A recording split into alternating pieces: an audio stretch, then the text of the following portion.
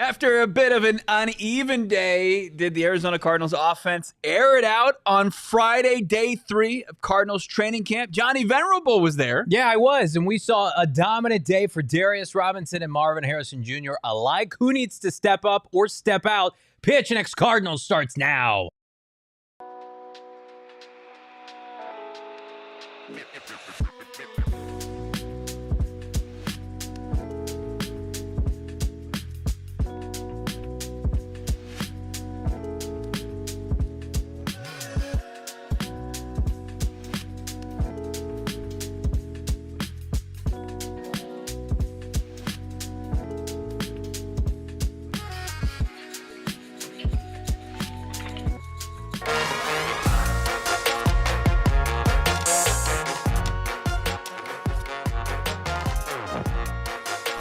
Hey, welcome in. Live from Studio A. Presented by our friends at Circle K. It's the PHNX Cardinals podcast, your premier #1 Arizona Cardinal podcast. Like and subscribe. Leave us a 5-star wherever you get your programming. I'm Johnny Venerable. He's Brack. Shano behind the mic today. Some training camp boys and girls. We're out in Glendale, ready to break it all down for you today. Welcome, friends. Yeah, welcome, campers. Aggressive, as usual, and also very fit Johnny Venerable. We'll get into that later. But, yeah, it was a good day out at Cards Camp in Glendale. My co-host joined us, and it was, I think, a banner day of the 3 days that the Cardinals have been out there gearing up for the 2025 season. Was there a little bit of panic yesterday? Not for me. I wouldn't say panic, man. I disagree with that wholeheartedly. But was there some frustrations, maybe that the offense was playing a little bit too much in front of the sticks? Yesterday, I think you could say, yes. Did they change things up? Today, an emphatic yes. You got some answers to some questions we've been wondering about for some time. And I think, again, not everything is perfect with this franchise right now. Ossenfort and Gannon alluded to as much. But we saw a couple players that have immense amount of pressure coming into this year respond today with, it was my first practice, but you've been given lengthy, detailed reports. Marvin Harrison Jr. and Darius Robinson looked fantastic today. And for a franchise that won 8 games last year and got minimal production from their first rounders last year, from, not with all due respect, not to Marv, but from their draft class as a whole. That draft class last year left a lot to be desired.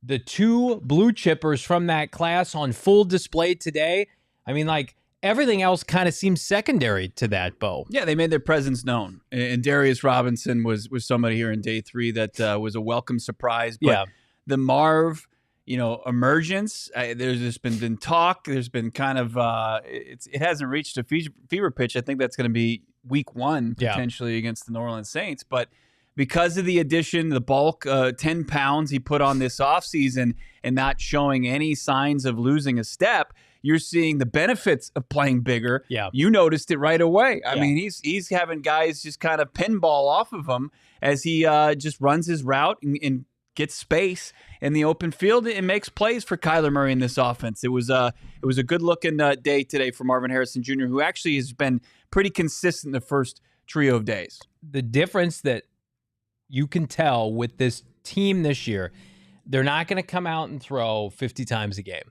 I think we kind of alluded to that. Yeah. And people who are going out to practice, it's still not good living if you're the number 3 receiver in this offense. We were chatting with Craig Graylew of azcardinals.com. They ran their first personnel setup today was 3 tight ends. It was 13 personnel. And I think 2 of the 3 passes went to tight ends. They can't quit that. They won't. They refuse to. The difference, though, this year is they're prioritizing their number 1 receiver.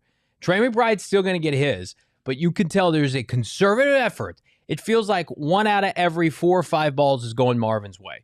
And not even balls. It's every 4th play, Marvin gets a look. And more often than not, he's coming down with it. We've got a clip that we're going to show later. I posted on Twitter.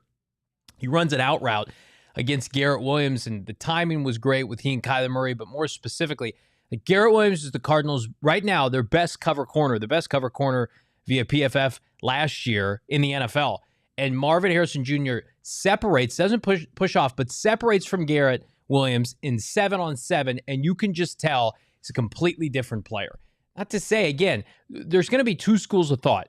Marvin Harrison Jr. can improve, but he also was a good player last year. He's just going to be that much better. He has not lost a step in any slightest, and now you look at his physical stature, it's going to allow him to take his game to the next level. I don't know how this season's going to end up, but if he stays healthy, he's going to get his. Great to see Jess in the chat. Great to see Canyon Man in the chat as well, seeing some older viewers that we haven't seen for a long time. It's great. Not older for this earth, but have been around watching PHNX Cardinals for a minute now, and it's good to see some familiar names. Saw some names out there at camp as well. Yep. I know our guy Merv was in the stands recording some video on his own. So, yeah, I completely agree with you. I mean, as far as just the Marvin Harrison Jr. in the year 2 jump, and Monti Ossenfort put it in kind of his own words, his own context. It's like, look, Malik Neighbors and Brian Thomas Jr., and you can also throw Brock Bowers in there, the playmakers of the first round. Yeah. These guys had some nearly historic years. Yeah. Being spam the football for bad teams. They were, yeah. Yeah, spam the football for bad teams.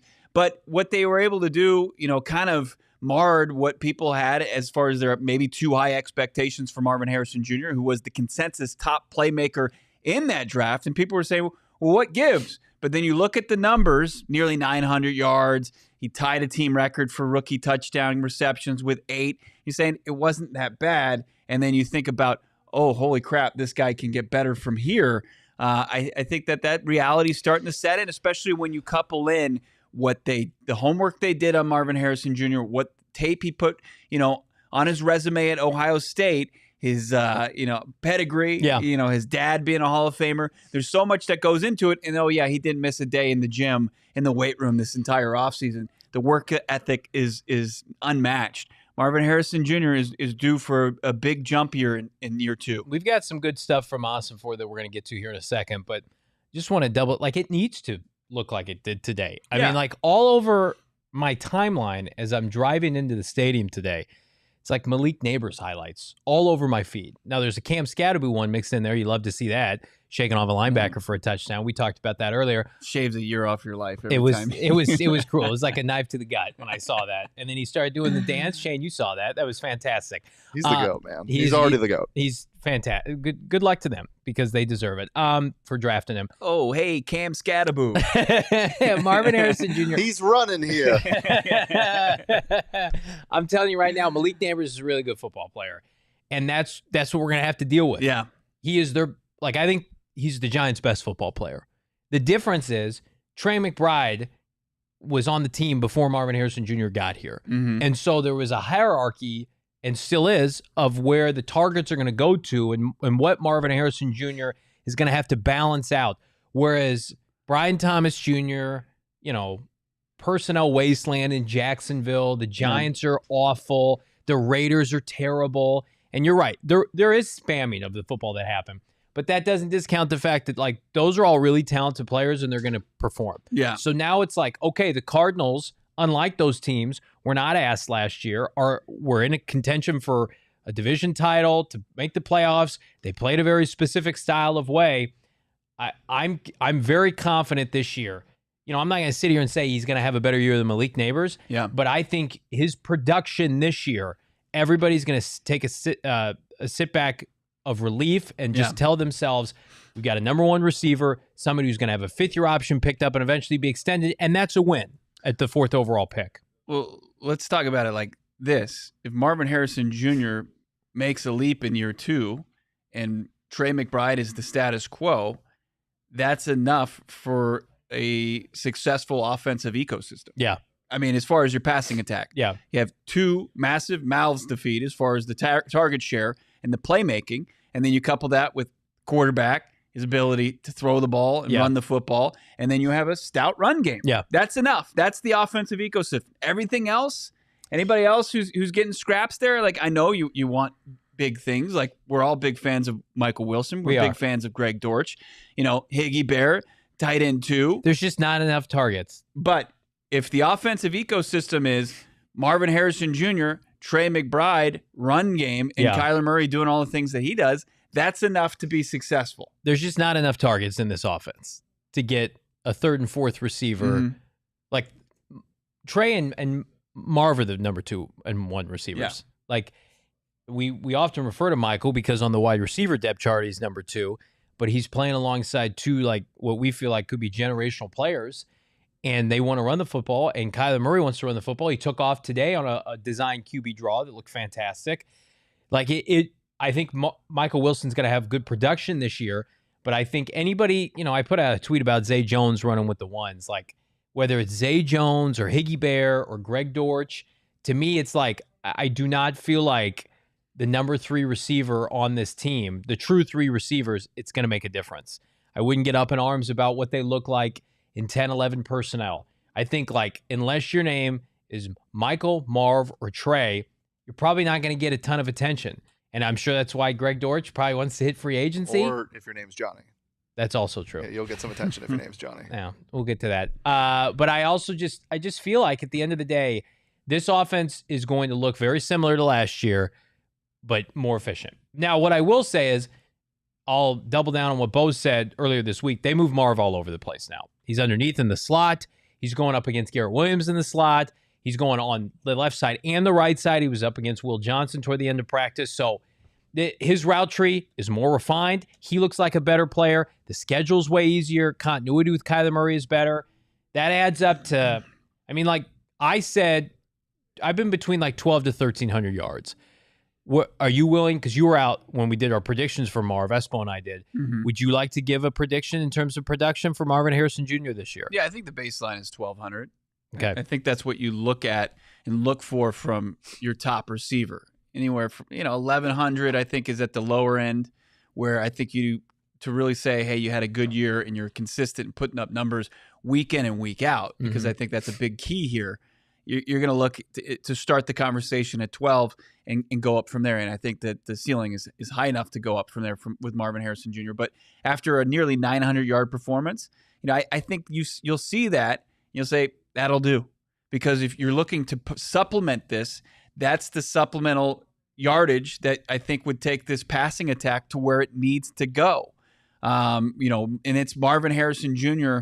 putting that on now his big, broader shoulders after adding, 10 plus pounds of muscle. It's not, hey, you need to add a veteran wide receiver like Amari Cooper or Keenan Allen. It's like, no. Be waste. They expect this offense to take a jump with Marvin Harrison Jr. and then what's already in place. Trey McBride, the run game, Kyler Murray. We have the Monti Ossenfort bite. He was asked by Greg Moore of AZCentral.com about Marvin Harrison Jr. in comparison to the likes of Malik Neighbors, etc. Maybe we don't have that. I thought we did. Yeah, well, let's talk about I think it's huge because we always talk about there's no bigger jump that a player can make than year 1 to year 2. Okay, what's asked of rookie players as they come in, that is a monstrous transition, a huge transition, physically, mentally. Got to find a new place to live. Like, there's so much, and they really don't have much, if any, downtime. So it's like a constant cycle. And so that the second year players that you're referring to, they're coming off really their first break in over, call it 17, 18 months. And that's hard. That's taxing on the body, physically, mentally. And so, now those guys have had a year. They've had a year. They've adapted to the speed of the game. They've had a year to develop their body mentally. It's not as, they have the playbook down. It's more natural for them. And so, just to see those guys just huge. Really good comments there from Ossenfort. We're going to get to the Marv specific one here in a second. But, I asked him, you drafted 7 players in the top 90 last year. How important is it for those guys to take the next step? Outside of Kyler Murray, he's his own category because he's a franchise quarterback, I think the success of this team is largely going to be based on last year's draft class. Yeah, when you look at a team wanting to go from 8 wins outside the postseason looking in, you're going to have to find guys that are going to take a step. And when you have so many picks in a draft period, you need some of those guys to pop. And we saw some guys show that they can be, NFL caliber contributors, but you need more than that. Like, you need guys to do, like, from the 2023 class to take the next step, like Garrett Williams and Paris Johnson Jr. did. Yep. And when you're flooding the roster with numbers, like you asked Monty about 7 top 100 picks. Yep. I think it's fair to ask, hey, we need like 2 or 3 of those guys to take a big step forward in year 2. And that's the philosophy. That's really what he outlined there. Like, between the comments of Jonathan Gannon throughout the time and Monti Ossenfort, like their expectations from year 1 to year 2 are maybe just as high as anybody else's. Absolutely. That's why they're not.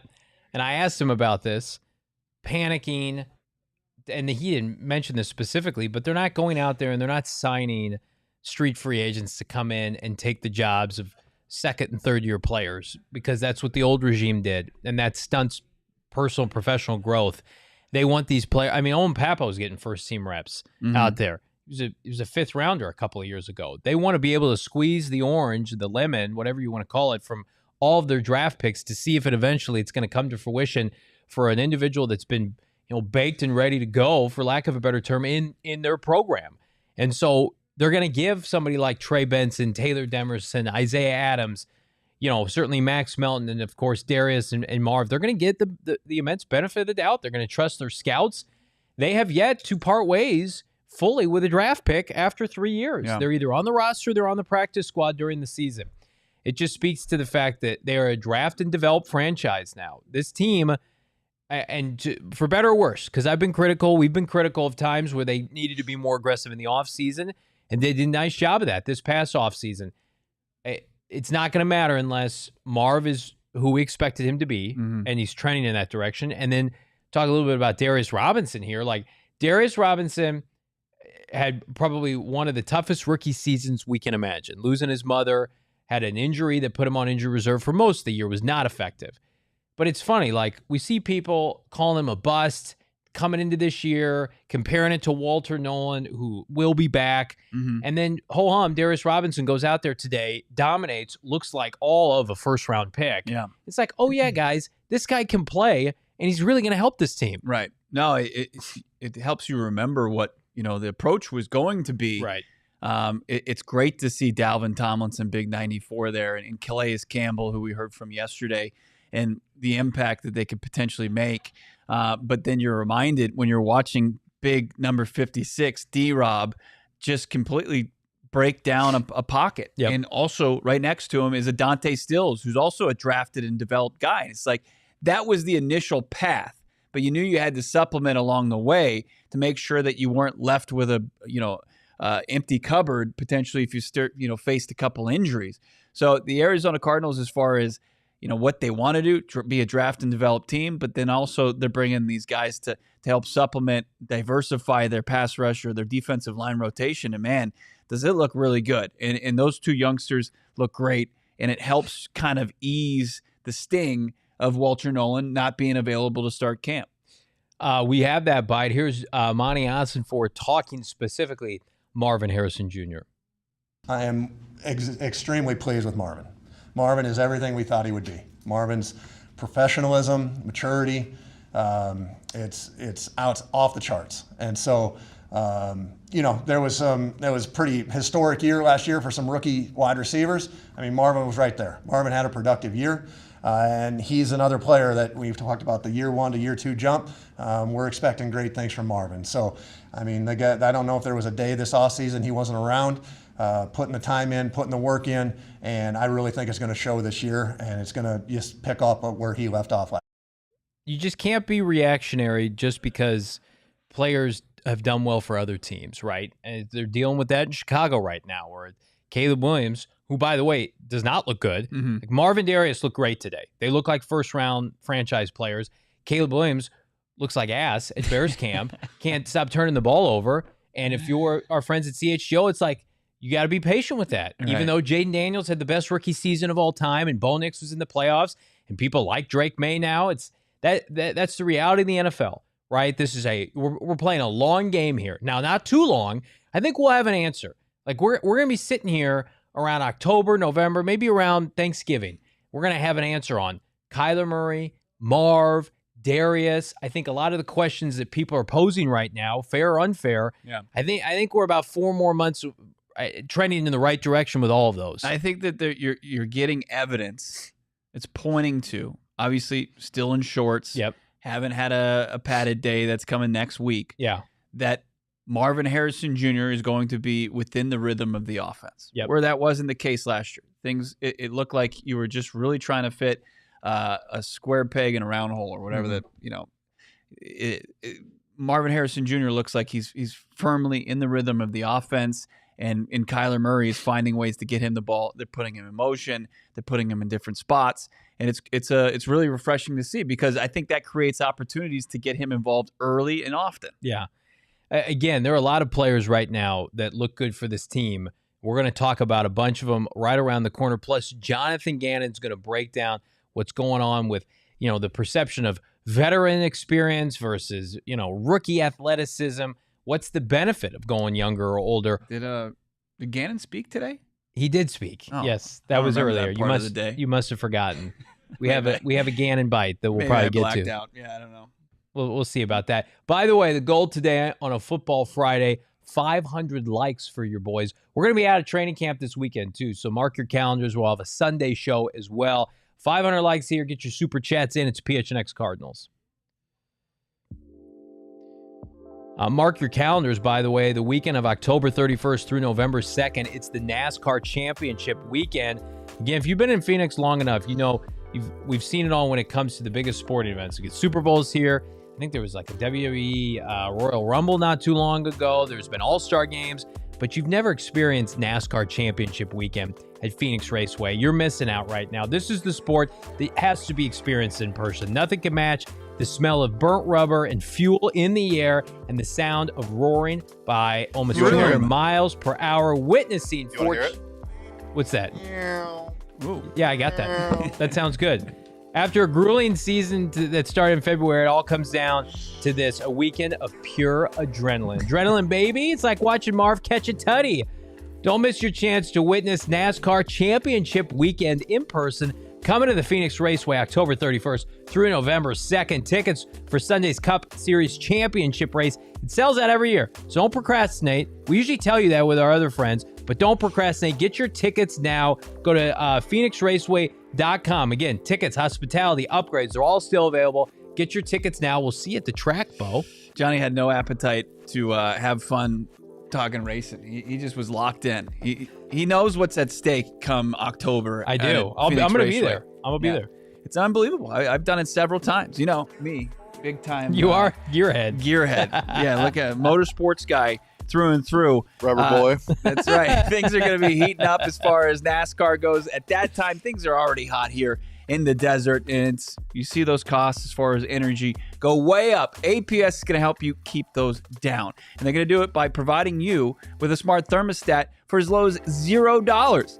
That seems like a pretty good deal. $3.99. $0 for a smart thermostat. Get smart. Get a smart thermostat with APS as low as $0. All you have to do right now is be an APS customer and check out what they've got going on as far as their cool rewards program. That's right. APS customers can find instant rebates, discounts, special offers, smart thermostats, energy efficient appliances, and more at marketplace.aps.com. Cash in right now with your energy savings. APS customers may be eligible for smart thermostats as low as $0 when they enroll in the APS Cool Rewards program. If you already have a smart thermostat at home, it's eligible to enroll in Cool Rewards as well. Check it out right now. Must be an APS customer and pay shipping and taxes. Other restrictions apply. Go to marketplace.aps.com for all the information. Again, hammer that like button. Become a diehard. Go PHNX.com. We've already welcomed several new diehards over the course of the last 24 hours. Again, become a diehard for just $36 for the entire year. That equates to roughly $3 a month. Get a free piece of merch, preferably a t-shirt. Marv, MHJ, a little K1 action. Get your shirt now. Jump into the Discord. You will not regret it. I promise you. It's best $36 that you spent. Diehards, tell them in the chat. You want to become a diehard, and we'll see you this fall at some watch-along parties. Might have some new swag coming your way as well, just before the start of the season. That'd be nice. Yeah, we'll see. But you can always cash in. You can choose to when you want to do so when you become a diehard. But you're going to be saving up right now. Best time to become a diehard at gophnx.com. I've been updating with my camp notes last 2 days. Doing a great job. For that tonight. I write it with a crayon, and then Johnny data inputs it into the onto the website. You're doing great, sweetie. All right. Stringing words together for sentences. That's and right. Sentences strung together for paragraphs. It's unbelievable. But this is the place to be for all things Arizona Cardinals. Again, hit us with a like. I like what I see from the Cardinals rookie class. Again, I'm going to just drop a quick note in here. Walter Nolen looks good walking around. Looked better today than he did yesterday. Sounds like, kind of reading between the tea leaves, dude's going to be all right. I don't know if he's going to miss games or not, but anybody comparing this to Darius Robinson, who missed most of last year, that's not what's going to happen. No. Like, they're going to ramp him up, and they're going to see how he does at the end of training camp, because I think he's going to practice before the regular season. But, like, do I think they're going to roll him out for fun against New Orleans? Not unless he makes a huge jump, because he's missing this time right now. But Ossenfort mentioned he's in the film room. He's with his teammates. He was bouncing around on the sideline today as much as he can with his defensive lineman. For everybody, it's free. I know it's easy to say, oh, this is another situation where the Cardinals lose a key rookie. Walter Nolen is going to play for this team this year. He's going to make a big impact. I mean, it's covering this team, rooting for this team for as long as you and I both have. Like, we know who's hurt you before. Like, we know where those wounds have come from, right? And this is not the same. This is not the same old song and dance organization that has top draft picks, get injured, and then go into obscurity, and you're just left, looking to the future again. No, I mean, that's not the case with Walter Nolen. It's just like Calais Campbell said yesterday, let it heal all the way, and then we know what you can do, and we'll get you on the field, and then he's off to the races as far as having a stellar career and doing what he did in the SEC for Ole Miss and the NFC West for the Arizona Cardinals. So, yeah, there's not a whole lot of concern. It's just it's a bummer, right? Because it's just like, hey, we're about to really kick things off after a long offseason, exciting offseason. You wanted to see your top prize of the NFL draft in action, and you just got to wait. Yeah, it's not a severe injury that's going to keep him out indefinitely. He's rehabbing to get back. He'll be back before we know it. He could be back before the start of the regular season. I think I reached out to a couple people today. The timeline, not that you need to double down on Ian Rappaport. Rappaport's timeline is correct. He's going to miss about a month, and then we'll see what happens before the start of the regular season. From one first-rounder to another, or what should have been a first-rounder, Will Johnson is practicing. He is out there. And here's Monti Ossenfort on Will Johnson being out there with his teammates after all the medical, red flags in the offseason. Yeah, it's great. I mean, I think for any rookie player, it's hard to miss time. And so, Will's done a great job of getting himself in a position to go out there and compete.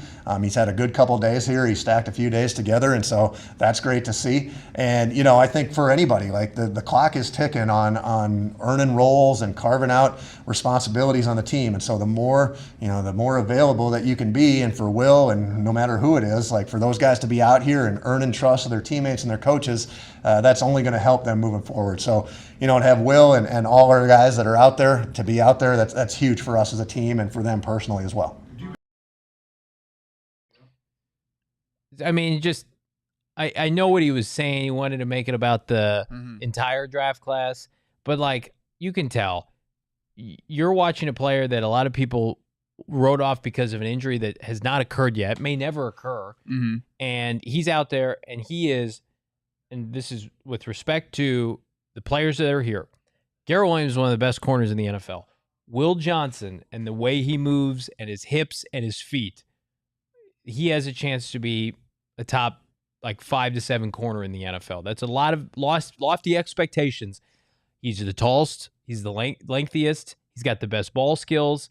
And it's just very, at least for me, I don't know how about you, Bo, it's surreal watching him out there because all of this noise that in the end of the day could mean nothing. Right. That kind of a staggering set of circumstances that this guy fell nearly halfway through the second round, where he should have gone halfway through the first round. I mean, and you watch him and he resembles a first round pick.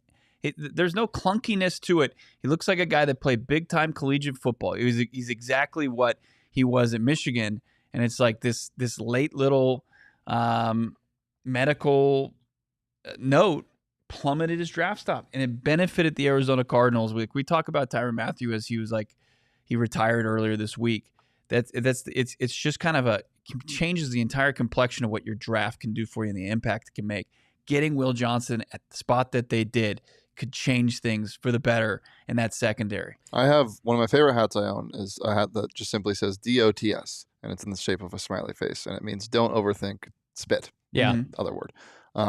That's what I feel like happens so often in professional sports, especially football. Good player does good things, will be a good player in the NFL. Don't overthink it. Draft a good player. I mean, when was the last time you watched Maxwell Hairston highlights? I with respect to Maxwell Hairston, he could be a good player. You guys can old takes expose me if this happens.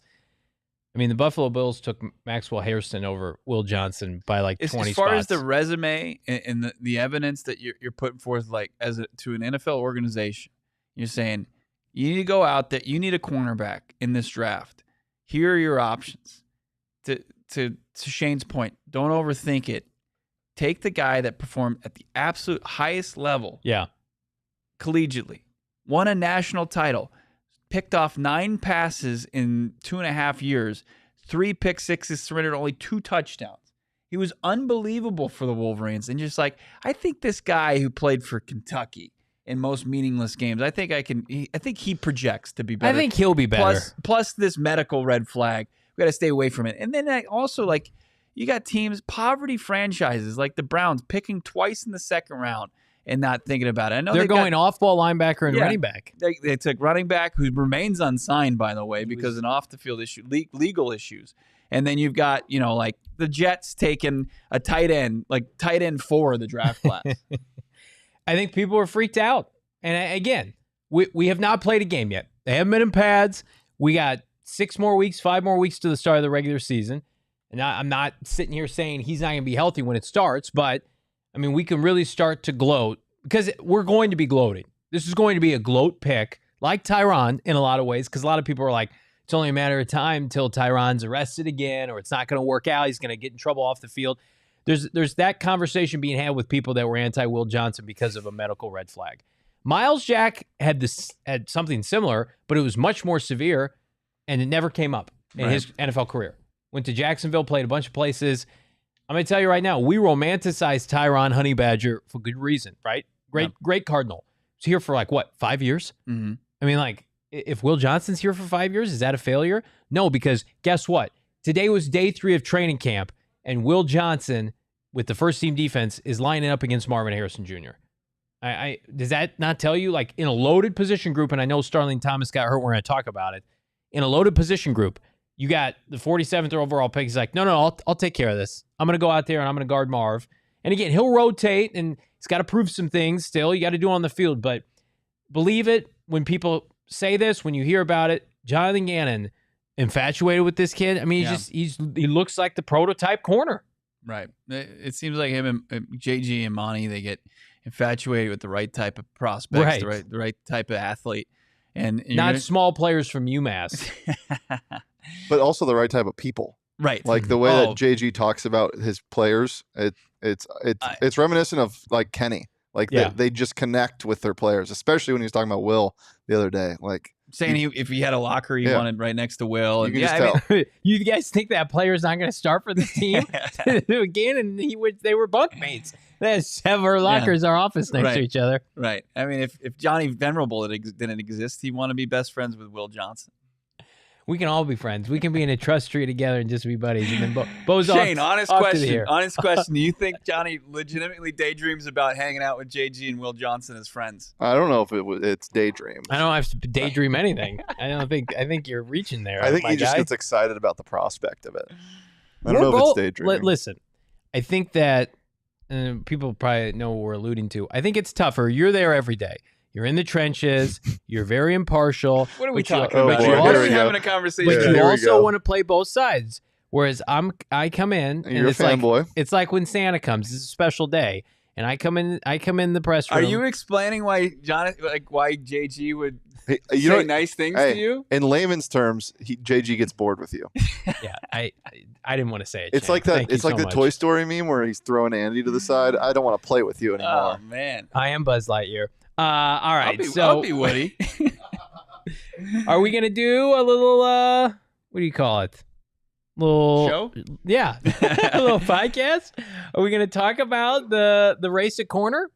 Absolutely. The Phoenix Raceway race at Corner. So Starling Thomas went down today. He was carted off as this opens up pole position here on PHNX Cardinals. Bo's first time you're doing one of these, and it's a very competitive corner group. Yeah. Now, Starling Thomas, we have not heard an injury update, and even though he was down for a second, was carted off, it didn't look terrible. Right. Now, we don't know yet, but assuming he's okay, we're going to take a look at how the cornerback room shakes up specifically for that starting outside corner job. Yeah, no, I mean, when you just kind of look at who's getting rotated into the first team reps, it's going to be a competition that's going to continue throughout camp. But with the Thomas injury that went down today, does that open up an opportunity for a guy like Will Johnson, Max Melton, yes, both to sneak ahead? And that's how we take a look here at our updated pole position at outside corner, presented by our friends at Phoenix Raceway. Check it out. Max Melton, I think he's been steady. He continues to hold the pole here, atop the pole. And then you got Will Johnson pulling, maybe did a little slingshot maneuver. I don't know. A little shake and bake? Yeah, a little shake and bake. Him and El Diablo getting up there. Will Johnson second. And then, unfortunately, Starling Thomas, and I'm going to say this, him at the pole position at number 3, he's not going anywhere. No. I think he's going to get healthy, and he's going to continue to do what people kind of overlook or discount, not just kind of give in. This is a guy that was undrafted, waived by the Lions. They didn't want to do it. Cardinals were the beneficiary from that, and he carved out a role for himself on this team, and he's not going to just give it up just because you had guys in back-to-back drafts go in the second round. As much as we get frustrated with the receiver position because there's, not a lot of football to go around, right? It's the opposite with defensive back. All these guys rotate. They're all going to play a lot.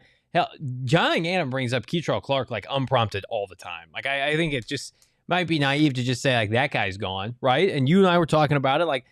Elijah Jones has a long way to go. I think that would be putting it kindly. It's hard to find reps for him with the ones and the twos, and so he is firmly a third rounder from last year is firmly behind Keitrell Clark. Yeah. So I would put Keitrell Clark 4th in this graphic, but I would also say all these guys are going to play a ton. This is Will Johnson's job. Will Johnson, even if he's listed second on the depth chart, will project to go against number 1 wide receivers. Mm-hmm. Now, Garrett Williams is there to take some of that off when you play Dallas. CeeDee Lamb, I would imagine Garrett Williams is going to help out because CeeDee plays in the slot. But if all things are equal and you've got Garrett, Will, and Max Melton on the field, Will Johnson is going to take the best outside receiver. And that's not a shot at Max Melton. And we're fans of Max Melton. It's a top, 60 pick, 50 pick last year. Will Johnson's going to start for this team. It may not be on the first depth chart. They're very, very, not sensitive is not the right word, but respectful to pre-existing vets or players that they developed. But it's obvious. When Will Johnson moves in position drills and individual, his ball skills, I don't even know if he'll play in the preseason, honestly. I think it's such a key position. You think he'll throw him out there for a quarter? You have to fail at cornerback, and why not do it when the reps aren't really live? It's exhibition. I think it's a little bit different. I think we'll see Will Johnson in the preseason. I think it's a little bit different than what they did with Marv last year. Yeah, I mean they got Darius out there. That's true. Yeah, but yeah, that's going to be. I think that's a storyline to kind of follow along with. But it's first and second team reps, and this team has become so deep that you can't overlook the second team. It's just it's a rotation, and this is before the injury. It's a rotation of Max Melton, Will Johnson, Starling Thomas. The other guys, they're rotating between maybe the second and the third team. Elijah Jones, I saw a lot of third team reps for him today. Yeah. This is going to be hard for him because the players that he's behind right now, they've got more experience, they've got more talent, or both. Mm-hmm. And so that's where things stand with pole position. Right around the corner, more from Jonathan Gannon, plus camp highlights. It's PHNX Cardinals. Man, oh man, I was jonesing for some all-pro shades at training camp today. Wasn't getting it as I was walking to my car, but I'm hoping to go home and experience 20 degrees cooler on my patio. Thanks to our friends at All Pro Shades Concepts. They extend your outdoor living space with custom fit awnings. They've got hundreds of designs, colors to choose from. And listen, if you've got an awning and you're like, it's okay, could we spruce it up? They might be able to do that. Give them a call right now. They do a free estimate right now because of the most trusted local shade company, voted #1 by Arizona for patio shades in 2024. triple B A+ rating with over 1,000 5-star reviews, licensed, bonded, and insured. Give them a call, as I mentioned, 623-204-1476, or visit allappreciatesconcepts.com. Schedule that free estimate today and level up your outdoor game with your friends and family today. Turf was looking great out there at State Farm Stadium. Always looks nice. How's your flooring looking? Carpets looking good? Yep. Maybe need to upgrade them. How about those hardwoods, laminates, tiles? Turn to your friends over at Empire today. They're going to upgrade your flooring with the most easy way to do it, convenient way to do it as well, with their professional people. They're going to get them set up and installed in your dwelling, and you're going to love it. No doubt about it. And you can save some money along the way as well. How about $350 right from the jump just by being a viewer or listener of PHNX Cardinals? Go to empiretoday.com/PHNX. You'll start your new flooring journey with $350 off. Check it out. Schedule a free in-home estimate today, because free things that are free are awesome, and in-home makes it even easier. You can use a virtual floor designer as well. But check it out and use the code PHNX at empiretoday.com/PHNX. Check out the website as well for all the details. We appreciate everybody watching right now. Over 325 watching on YouTube alone. Smash that like button. Again, the goal is 500 likes here. We're a little low on the likes. Listen, we got some time. We'll take care of it. It was a big day. It was. Yeah. I'd love to see some likes that reflect that. Yeah, we like you. Can you like us and like the stream? That'd be fantastic. Now it's sad. Now it's gotten sad. I've made it worse. Yeah, absolutely. Cardinals were busy today, as was their head coach. We heard from Jonathan Gannon. I asked him specifically earlier about Baron Browning. We're going to holster that one. But here's what I want to bring up is I know this year, once upon a time, or this time of year, was always about time, free agents, late in the season, adding players, right? Hey, this position group looks bad. Go and get so-and-so. How many times have we been asked about Christian Wilkins this week? Yeah. And you just get a feel with this team, and it's not only because they have a lot of depth. They really believe in playing young players. And I asked Jonathan Gannon specifically about, weighing veterans versus youth movement. Here's what the head coach said. Loaded question there, Johnny. That's a good question. It's hard, you know what I mean? And I would say this, we're always going to fall back on, what's the best thing for the team, and I know that's kind of a boring answer, but it's the truth, even when you're comprising or composing the 53, you got to blend that too, and then I don't worry about, I'm aware, but it's really not in my thought process, the business aspect of it too, which Monty balances, you know what I mean? So he's got to handle that, but they're competing for their roles, and if they have a role, and they have a role on game day and they can play and help us win, they're going to play. That's who we play. You guys have seen that since we've been here, you know what I mean? It's compete for your role, and if you get a role, you'll play. Yeah, God forbid you have a head coach that can develop young players and wants to see them have an opportunity to get out there and compete. I mean, we've lived through times where it's like, hey, J.J. Watt, can you be a coach on the field? And hey, so-and-so, we sign you in August. You need to lead our team in tackles.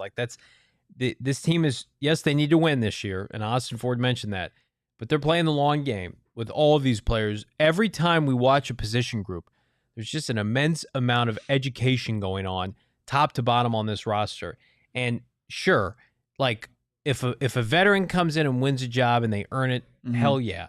But they would much rather, and Ossenfort, I think, even brought him up by name, you would rather have an Isaiah Adams be drafted in the third round, sit for a little bit, get some experience, and then this year it's third rounder, high ceiling, making no money, let him loose and trust your coaches instead of paying, Joe Blow free agents $60 million. Right. Yeah, there were a couple answers actually from Ossenfort that I think play into this and what Gannon answered your question with. I think it was Bobby McManaman of AZ Central who asked him about, has this roster taken, has Monti Ossenfort put his stamp on this roster? And, obviously with 3 drafts, all 28 players remaining in the organization, most of these players, very few holdovers, handpicked from Monti Ossenfort. And when you're at this stage, sure, there's the opportunity for guys to play their way in just because of where they were drafted. But now I think free agents they're bringing in with the idea that they can play and they can compete for a role just the same as a draft pick. It's no longer day one where Ossenfort said they were focused on creating a core of players. I think that they've created that core for the most part, and now you're just trying to fill it in. And who's going to get you there? You're going to take the guy who's performing at the highest level. Yeah, and to me, I would much rather have an organization that goes through the necessary best practices to find players not only in the first round, but day 2, day 3, undrafted. I mean, we're talking about Starling Thomas. They stole him from Detroit. They stole Higgy Bear from, another organization. Like, to me, that is the best way to team build. That you're not going to sit here and be so stingent in one area. You got to play in every sandbox, but you also understand free agency is not where championships are won. You can supplement like they did this year. They said, we have missed too much on defensive linemen. We have not been able to prioritize it. We only had so many draft picks. We're going to double and triple down on defensive tackle, right? Because they needed to. And we've already seen it with Walter Nolen. You had to have players ready to go. But that will never be the way they choose to team build. And again, like, do I miss, for the sake of this show, doing this show, like, hell yeah, John Abraham, Dwight Freeney, Antonio Cromartie, let's go. That's not, barring, an anomaly, that's not something that's going to be his MO. Yeah, that's a quick, instant gratification that quickly wears off, right? Like, you get NFL Rums loves that on Twitter. Right. Yeah, I mean, you see the little pop that day. It's something to talk about.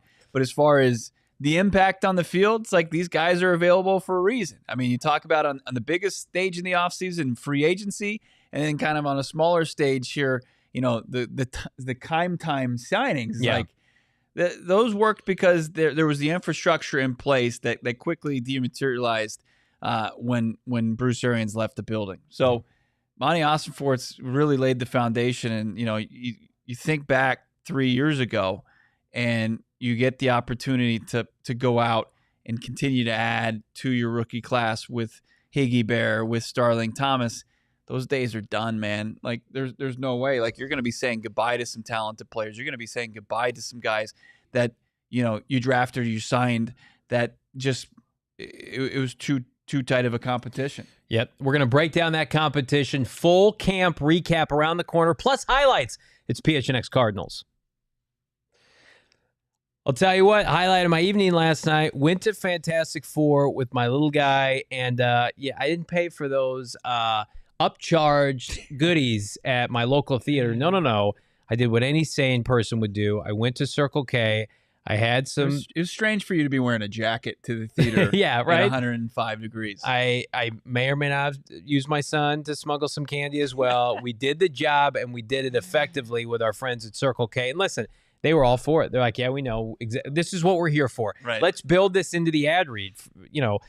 I'll tell you what you need to build your day around is the meal deal matrix. The $3 meal deal, the $4 and $5 meal deal. It's fantastic. Again, I go off every time with this ad read because I fully believe it. Everything costs $18 now, right? Nothing is inexpensive outside of this. This will hook you up. I needed this today. Hot dog or a tornado, Frito-Lay's chips, and a Polar Pop, $3. What? Are you kidding me? A $4 meal deal, breakfast Sammy. It's how I'm going to start my day this weekend. Breakfast Sammy, hash brown, and a Bang energy drink or a Polar Pop, $4. Treat you right. Then a $5. You're going big here with 5 moans. I don't know, 2 slices of Zai. Have you seen their pizza? It's enormous. Any 20 size soda or Polar Pop, 44 ounces. I mean, it's just good eating at a low price. What more can you ask for? Join the Inner Circle for free by downloading the Circle K app today. Terms and conditions apply at participating locations. Visit CircleK.com for more details. That iced coffee gave me life this morning. You saw me roll into the stadium. Thanks for bringing me one. Iced coffee. And look, it's so convenient too. Like, you go and you check out. You got the self-checkout there. You're in and out and saving money with the free membership program, the Inner Circle. Oh, yeah. Love that. And the meal deals.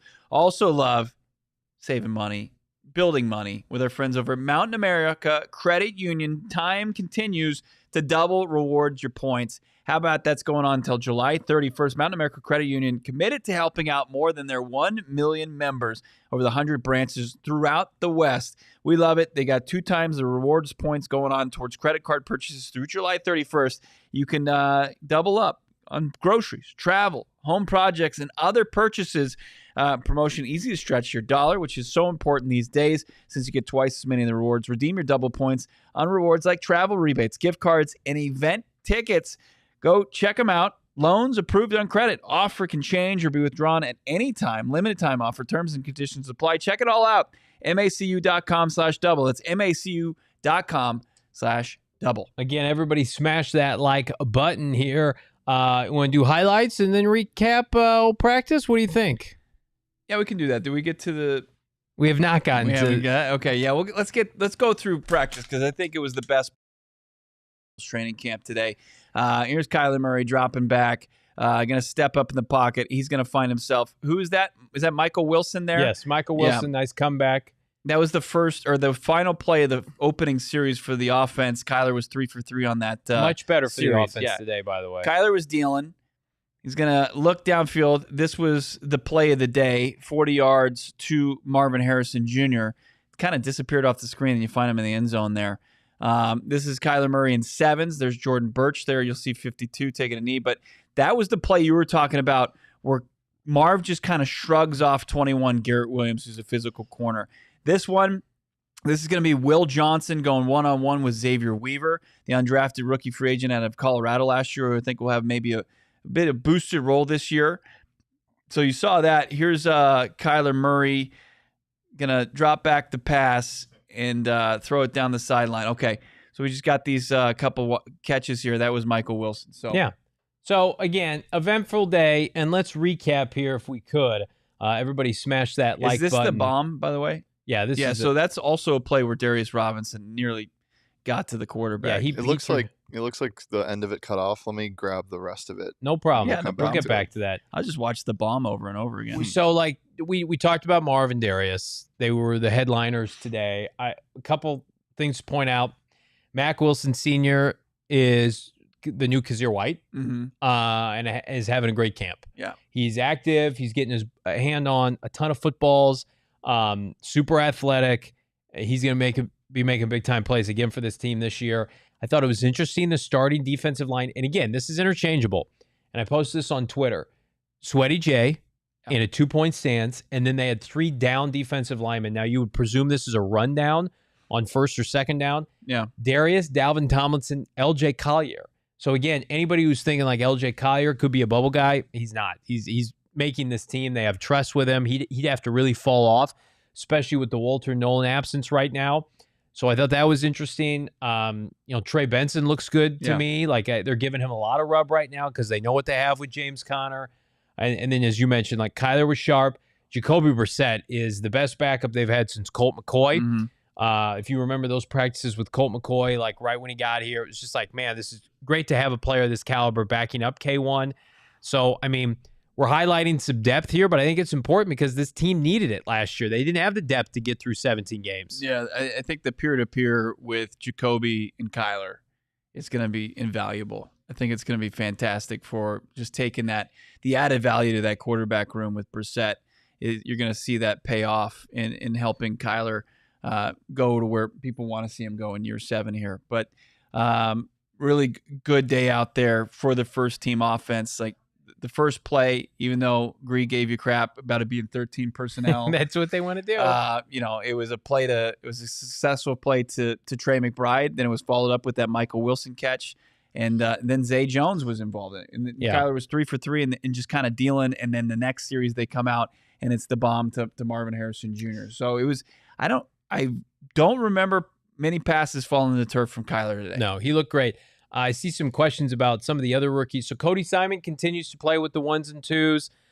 They don't play a lot of 2 linebacker sets. Yeah. They play a lot of 4 defensive linemen and 1 linebacker. And then how many? 7 DBs? Yeah. That's that. And because their best athletes on the team are their corners and their safeties. Yeah. So, or some of their best athletes. So Cody Simon's going to play a lot this year. He may not have a full-time job where it's like every single down. I may have overestimated how much they were going to use 2 linebackers, but I think when they will, like eventually that's going to be his job. And then Jordan Birch, the linebacker, the edge rusher from Oregon, he's working with the edge rushers. Gannon told us once upon a time that they might move him inside too. He is enormous.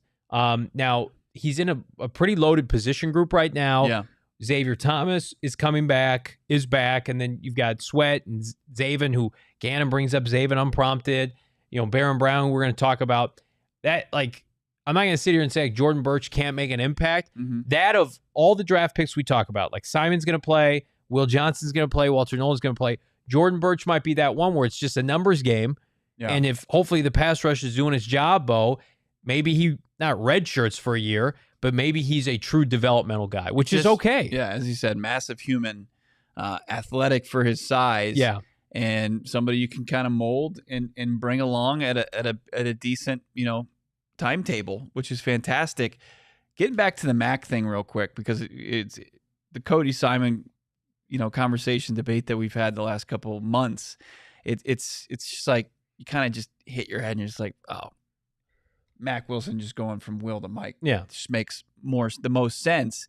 And the green dot's going to go to the guy that's going to be on the field the most of the time, and that's Mac Wilson. And that seems to be the development of linebackers under Gannon and Rollis. You saw it in Philadelphia with T.J. Edwards and Kazir White in his final year with the Eagles going to Super Bowl and then coming here. And then Kazir goes from Will to Mike. And now you've got that going with Mac, who came in to play Will. Now he goes to Mike, and then probably be Cody Simon in a year. Mac Wilson, senior, impact maker last year, could have made a Pro Bowl, 3 sacks, interception. His lower body's enormous. Gannon spoke glowingly of him. I mean, he's an impact player that they found. The ball he batted down today was unbelievable. Yeah, 27 years old. Yeah, in the peak of his career, he's going to make huge. He might be the best inside linebacker that this team has had athletically since Carlos Dansby. Let's get back to those highlights, Shano. Shane's let me know that the highlights are baked and ready to go here. So let's take a look. Here is Kyler Murray back in team. Looks like Will Johnson with the first team off or defense here. Yeah. Kyler Murray going over the middle of Trey McBride. He ripped that one, huh? Kyler's arms, it's not a problem. Here's the Marv push off or brush off of Garrett Williams. That looks good. I mean, Kyler Murray, like, you watch him in practice today, and it's just like, this is a guy who should throw 30 touchdowns. There's Sweaty J punching a ball from Nick Rollis. There's my boy Elijah Simmons, who didn't know I was filming him. He's an enormous man, and he's been out there with the twos. He looks pretty good with the twos. Can I go back to this Trey McBride catch? Yeah. Who did he destroy here? Trey, you just put a guy on it. That's Mac, unfortunately. Sadly. Yeah. Look at this. Yeah. Trey, is that a penalty in a game? It might be. I'm going to tell you right now, there's another play. I think Bo, you posted on Twitter, where Trey just puts poor Jalen Thompson in a blender down the sideline. And it just, it's not a knock on the individual players. It's just like, that's the best tight end we feel like in the NFL. Mm-hmm. Yep. And we'll see what it looks like in red zone. We haven't seen any red zone. We see mostly just 11s and 7s and kind of the between the 20s. But we'll see how it looks. People's big concern, big knock was the lack of touchdowns. I think that's over. Yeah, I think I do too. I think that's done. I'll tell you what's not over. This show, because we're going into overtime. OT, baby, on a Football Friday. Thank you to all who are watching with one of our many streaming partners as we jump on over, friends. So go PHNX.com. We got your Super Chats. Before we get to the Super Chats, though, I'd be remiss if we didn't show one more clip from Jonathan Gannon's press conference today. I asked him about Baron Browning, and there might have been some words exchanged before then. Here's the head coach. See you too, Johnny. Hope you had a good summer. Looking fit as always. Yeah. Huge. I mean, because now you can see, like, even I'll give you an example, like in the meeting room, like the questions he's asking, it's like, yes, dude, those are the questions you should be asking. You know what I mean? So you can tell, like, his understanding is way above where it was when he got here. And like when you get, I never went through it, but talking to guys that get to a new team mid-year as the year going on, it's hard, man. Like there's a lot going on. All the things that you guys would know, what would be going on. But and I thought he did an excellent job of getting caught up last year and being able to play well for us. And now there's just a level of comfortability, and he's getting to the 221A now. You know what I mean? And Matt's done a really good job with him and that entire room. Nick has his hand in that room. Obviously, Matt's coordinating with Debo. You know, those rooms got to work together. But Barron specifically, I think, is doing a really good job. He's playing how we want him to play. He understands his skill set, how he can win. He's a guy that's versatile now, too. You're going to see him line up in some different spots. Probably shouldn't spill the beans, but I want to see him do some different things because I think he has a skill set to do it. Interesting that Baron Browning, as we just forged through the beginning of that, Baron Browning, that they want to use him kind of in a versatile way, not just as a guy coming off the edge, but what's he? That's your takeaway. Does he have that? him go like off ball more here? Yeah, I think it's like, is he a Mac Wilson kind of light guy a little bit? Because remember, what were we saying last year? Can Mac Wilson Sr. rush the passer? Yeah. So maybe that's what they're going to conjure up. All right, we're not breaking down Baron Browning an hour plus into the show. Yeah, can we, Shane, do we have just the beginning of that No, clip? we don't need to rewatch it. It's See you too, Johnny. Hope you had a good summer. Looking fit as always. Looking fit as always. Looking fit as always. Looking fit as always. Yeah. Huge. Can we set the scene real quick for people? Now, just so you know, like Shane was not doing that. Johnny had full control to replay that over and over again. Hands check. Here are my hands. Can I? Yeah, if we're gonna set the scene, actually, can I do that? Yeah, go ahead. Because we walk into the press room, we're awaiting Gannon, his availability, and Johnny's like, "I'm gonna sit a couple rows back." And, you know, the nice guys in the front row, Donnie Drew and Tyler Drake, they're like, all right, come on up. Sit with us, Johnny. Sit with your co-host. And Johnny's like, yeah, okay, I'll do it. But you know what? I'm not going to ask any questions. And then 3 questions into the press conference, Johnny's firing off his first of many. And then this is how JG welcomes you. What I think may be kind of a disingenuous, you're looking fit. Well, that hurt. That's hurtful. That's hurtful. There are 30 to 40 media members in that room. Mm-hmm. A lot of national media was there today. With respect to the people that are there every day, not my co-hosts, who I don't care for now, but the Donnie Druins of the world, and whomever is in the trenches, the Teo Mackeys from AZ Central. I'm like, you guys sit up front. I don't need to sit up front. And then I was made to come sit up front, which is, if I'm going to sit up front, I'm going to let it rip with some questions. And I don't know, I feel like people in the chat have kind of let it be heard that my questions were the best questions today, but I'm super humble. I'm not going to bring that up. And then I could tell, like, usually JG and I converse off air, or we have an exchange as like a table setter. But there were so many people in the meeting room today, in the media room, that he and I didn't have a chance to like lock eyes before the press conference. That's probably not the right word. I don't know. Usually it's like just you should have some one-on-one time with the head coach of a professional football team. Usually he gives me like a little head nod, and this is a mutual respect, and we continue on. And he was saying hi to some other people. I'm like, no problem. And so like when I asked my question, I don't know if I caught him off guard that I was in the room. And then that's just an organic moment between two friends. I don't really know what else needs to be said. Turn off his mic.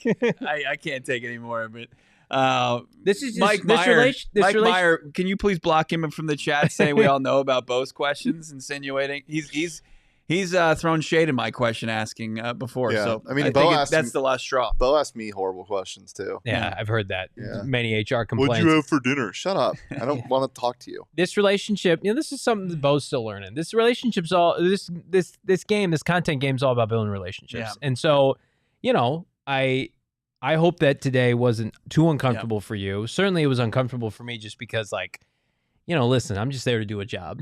I'm there to do a job. I'm there to go to work. And I had to, I look at my co-host after the media scrum ended, and he just looked defeated. And I was just like, we're all friends. Listen, he's been on our show 3 times. Our show, not my show. Mm-hmm. So, and he'll probably be on our show again. So, really wrapped up. Did you not see the new branding? For the show? The PHNX Cardinals with Johnny Venerable. Yeah, did have my cartoon head in there. Yeah. So, no, it was a great day. I take it back. You're very fit. No, I'm just a regular guy. A regular guy with regular clothes. These are clothes that I bought off of Amazon, and I'm just. Next, you're gonna say you sewed them yourself. No, you put them together. These are just regular clothes from a regular guy. Johnny looks like you're keeping your bod pretty fit. I can't. Can we move on? Let's get to the super chats here. I can't believe we made it an hour into the show before playing that clip. It is an all-timer. Well, it's not going away. It's going to be forever.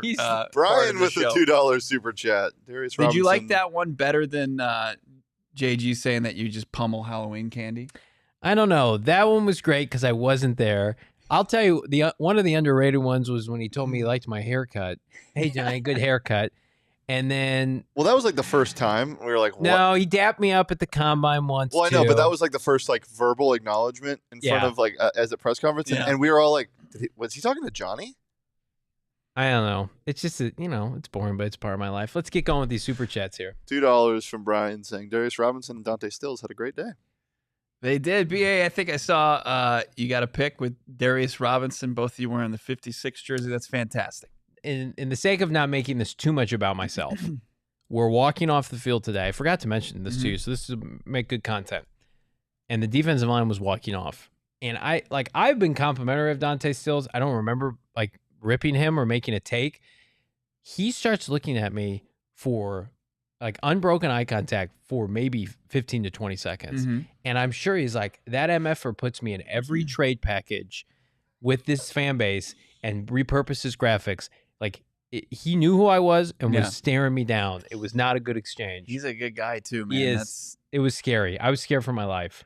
And I'm just like, I'm sure there's not a whole lot of people he feels like animosity towards. I don't know. I might have to have JG put in a good word. I thought you were gonna say something different. Like I was looking over. He figured like the light bulb went off and he greeted you. I was looking over my shoulder. I'm like, surely he's looking at somebody else. And it was a hard look with his eyes open. So we'll see. Maybe you can do some investigation journalism for me. I'm just gonna fuel it a little bit. Okay, like Billy Price. Light the fire a little more.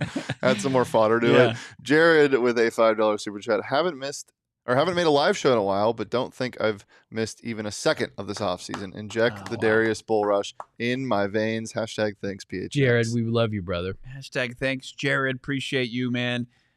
Keeping it going. Shano. The 90s Poppy. Who you guys think will be our sack leader this year? It's cliche, Sweat. I think Sweat looks good. Like we don't even talk about Josh Sweat because there's so many other narratives. And I think there are a lot of people who have just like looked at his production last year and they're like, oh yeah, Sweat will probably get like 8 sacks. What if Josh Sweat has like 13 sacks for this team?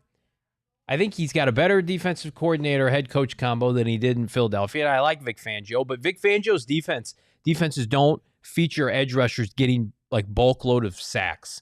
I think Josh Sweat, I think he'll get double digits. I think he'll clear that because I think the Cardinals are going to be playing with some leads. He looks really good. He's lean. I saw him talking a lot with Xavier Thomas today. That's a good sign, a good solid sign for this team.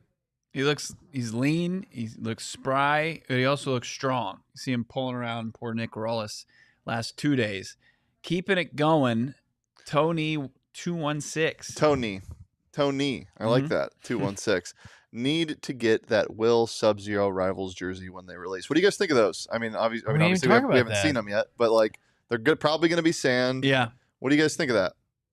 When they initially announced the whole concept, the rivalries, I went back to a concept that I found that was sand, and I think it would look cool. Yeah, I'm all for it. I think it's going to be great. The only disappointment is, and I saw some people say this, and I think they have some rationales, like they're teasing it a month in advance. That's tough. Like the tease came out today. Yeah, August 28th. And I thought they were going to like release, I thought they were going to show them like next week. Yeah. And it's like or a like month just later. like a real close Santa. Yeah. But I think, Kyler Murray thinks they're great, and this team needs a fun alternate uniform. It'll get leaked. I don't know. Probably not. It's probably pretty lock and key. This seems like a league-wide effort. Yeah. It seems like if it leaks, it'll be right before. They need to take a chance. I hope they're edgy, and if they're not going to be for everybody. Yeah. But with the way this is trending, I think you and I will like them. Okay. Coach and I were talking about them. Like, sand has to be done right because ASU has done sand a couple times for salute to service. Mm-hmm. Obviously the Serpientes, like I really like the original Serpientes, and then it felt like they got more yellow as so I really like the idea of a sand jersey. You just got to do it right. Especially I really like the sand and then like the orangish red they have with it. They did show on the teaser like there was some sand, some speckle. Like there was the sand bird, and then there was sand, I think, writing. Yeah. So it's gonna involve sand for sure.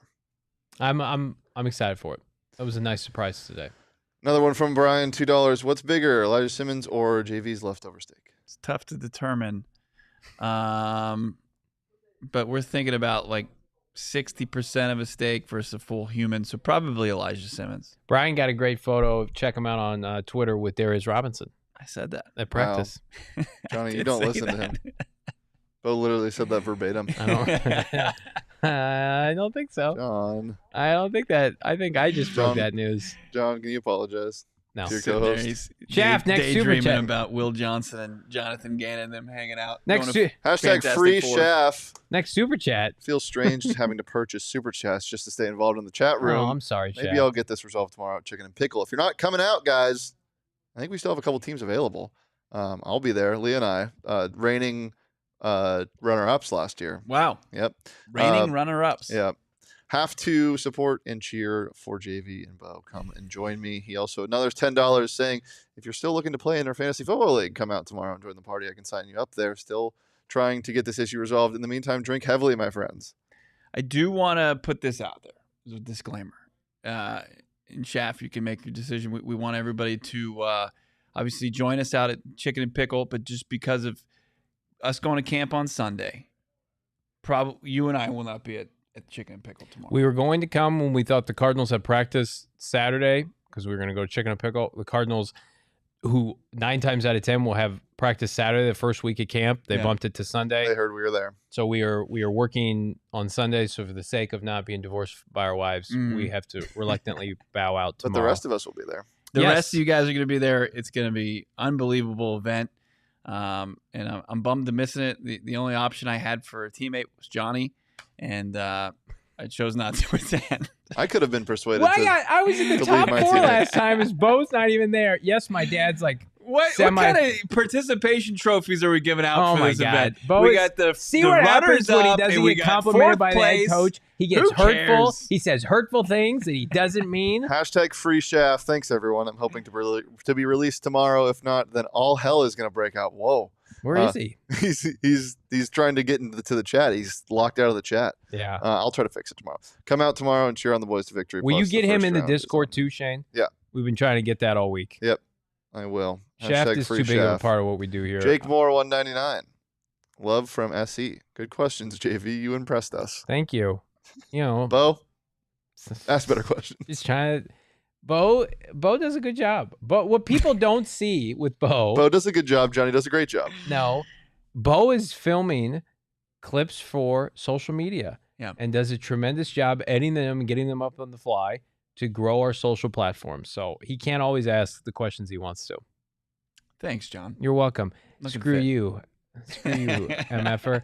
Let's get to this is Dana Ballknower. Dana, if you don't want me to call you that anymore, we'll call you by your new name. But we know you're Dana Ballknower. YouTube changed these. You can actually change your @ if you want in the settings somewhere. So if you're upset that the @ is showing up, you can still change that. They say practice watchers, are they in a cover 3 or quarter set or something else in the open portions? Thanks for the super chat. They were in cover 3 initially, but I just know there are a lot of defensive backs on the field. There was a play today where it was 4 defensive linemen and Mac Wilson, and then the defensive backs were his fault. So I have to hit 6. So it was Will, Garrett, Max Melton, Jalen Thompson, and Budda Baker. And then I think I've even seen 7 defensive backs where there's 3 corners and 3 safeties with Robert Taylor Demerson. As far as the coverage, I mean, I don't know what I don't know what the coverage was. No, I saw a lot of quarters when we were there. Yeah, they do. They run quarters a lot. BA. It's hard for them to get good looks though, Dana, because the offense is always in 13 personnel. Brian, post practice, got a picture with Darius Robinson. Darius Robinson, the football player. Who hangs up first, Johnny or Gannon? Say it. He hangs up first for sure. Moving on. What is this show? Man. This Final show, super scrub chat. this from the internet. Ryan Walker, $5. Everyone knows I'm a huge Buckeye fan. I'm curious what you guys think about Burke and Fryer. How do they look at camp? I'll be there on Sunday.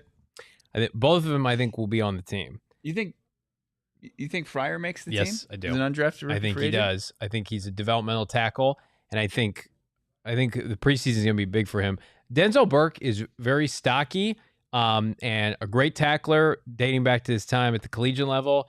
He's not getting a ton of time with, notable defensive back reps. Mm-hmm. He's playing a lot of special teams. So I think those guys are the draft and development, not experts, but examples that you want to be able to showcase a year from now, 2 years from now.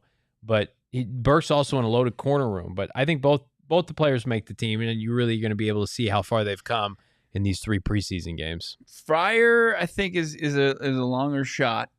I think Burke is a 5th round pick. Will make the team. This isn't the old Cardinals. Gannon brought up. Did he bring up Fryer today, or somebody mentioned Fryer to him? Because Gannon was talking about Fryer today at the press conference. Wait, how many offensive linemen are you going to carry? 9 to 10, right? So you've got the starting 5, and then you've got Kelvin Beachum, got probably John Gaines on there, Christian Jones. Maybe Connor Hayden, who is a draft pick of this team. So you're already at 9 there. I just don't. His position coaches here. I mean, you'd really have to. It's like Elijah Simmons. You're just going to have to kind of feel the temperature in the room. 2 guys too. Right. You got to feel the temperature in the room of if these guys could be plucked off the practice squad. Newman and Curran too. So he's going to have to outplay those guys. I mean, Christian Jones was not good last year. I think Fryer is a practice squad guy. Okay. I will go active roster as of now. You know who's not a practice squad guy? You or this show right now. We're ready for prime time. What a Friday show that we've had today. Again, drop us a like, get us to 500, and subscribe to PHNX Sports here on YouTube. The goal, 50K. Get us to 50,000 subscribers. We're almost to 43,000. Get us there before the start of the regular season. Another super chat. Yes. Tony. Another one from Tony. Great show. Going to become a diehard. Let's go. Tony, hit us up. Add us on Twitter, X, and you get an immediate follow from the beat account PHNX_Cardinals. Let's start a hype train. Let's do it. Become a diehard right now, just like Tony. If you become a diehard right now, that would be great. I didn't get the hype. I don't know what that means. Maybe I'm too young. It's something that happens on Twitch on live streams. Oh, okay. Where people keep. I think it's donating or something, and so when that happens, more people keep donating. I mean, $36 is going to get you the best access for a 12-month calendar year for this team and draft coverage. You're basically just paying for a T-shirt, and then you get all the coverage for free. Mm-hmm. Yeah, absolutely. We appreciate everybody, especially our diehards, and I can't wait to see all the diehards in the Discord this season. We're going to be doing Q&As. We're going to be doing videos. We're going to do behind-the-scene content. And again, what are you laughing at right now? Sag? Yeah, Sag said Bo is so irritated at JV, his foot is convulsing. I was gonna go to practice Sunday. Maybe I better stay home. It's gonna be great. This is gonna become a problem for you and I to do this show together. No. Bo and Tip Ryman are gonna ambush you. And Dante Stills now. Yep. With like a lead pipe. I'm just walking on my phone. You think those guys need a weapon to take you down? It was Dante Stills with a lead pipe in the conference room. Or the press we conference room. We don't know enough yet with Dante Stills. We'll see. He had a great day at camp. Johnny did too. Yeah. I didn't see much of Tip. I think Tip was supposed to catch a ball and it didn't get completed. I think I saw one of those happen. But let's get out of here. Let's get out of there. Off to a weekend. We are going to be at camp on Sunday. Make sure you're following along on the social channels at PHNX_Cardinals. Like and subscribe here. We'll be live Sunday afternoon. Don't miss that. In the meantime, have a great weekend. We'll talk to you soon here on PHNX Cardinals. We all silly like the mayor.